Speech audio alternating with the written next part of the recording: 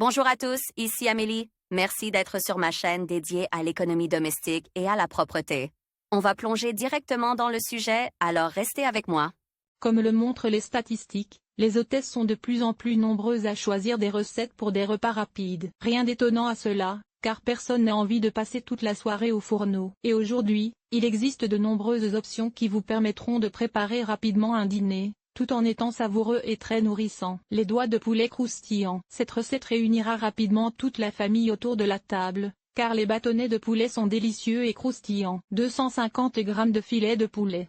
Un œuf de poule. 2 cuillères à soupe de kéfir. 1 cuillère à soupe de semoule. 1 cuillère à soupe de graines de sésame. 3 cuillères à soupe d'huile végétale. 1 cuillère à soupe de farine. Sel et poivre au goût. Dans un bol, battez l'œuf, versez la boisson au lait acidulé, ajoutez le sel et le poivre, secouez bien le tout. Coupez le filet de volaille en lanières de 1 cm d'épaisseur. Dans un récipient séparé, mélangez la farine avec la semoule et les graines de sésame. Trempez d'abord chaque morceau de filet dans le mélange liquide, puis le paner et le mettre dans une poêle avec de l'huile chaude. Faites frire les doigts de poulet jusqu'à ce qu'ils soient dorés et servez-les avec n'importe quelle sauce. Vous pouvez également préparer les fingers avec n'importe quelle garniture, par exemple, avec du fromage. Il suffira de battre le filet et de l'envelopper dans un rouleau avec la garniture au fromage. Voir aussi beaucoup de gens aiment le chou farci, mais seulement pour le manger, pas pour le cuisiner. Pour préparer ce plat savoureux, mais qui demande beaucoup de travail. Pâte aux boulettes de viande. Cette recette plaira à tous les amateurs de cuisine italienne. Si vous achetez de la viande hachée toute prête, la préparation du plat ne prendra pas beaucoup de temps, mais, et les pâtes aux boulettes de viande se révèlent très savoureuses et pleines de saveurs. 200 g de spaghettis. 300 g de viande hachée. 250 ml de concentré de tomate. Un oignon. 2 cuillères à soupe d'huile d'olive. Sel et poivre au goût.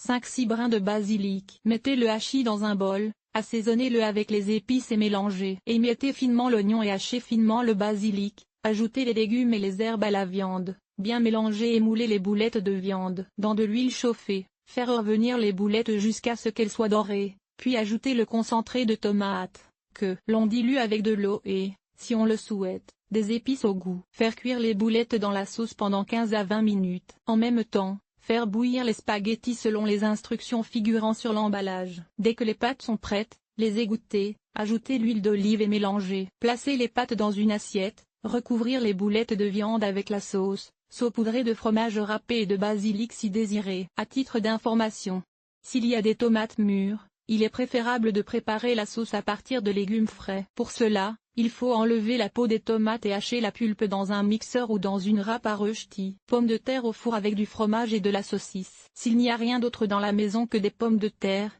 des saucisses et du fromage, il n'est pas nécessaire de courir au magasin, car même avec ces ingrédients, on peut rapidement préparer un délicieux dîner. 3 tubercules de pommes de terre. 100 g de saucisses. 70 g de fromage à pâte dure. 50 ml de crème fraîche. Herbes aromatiques au goût.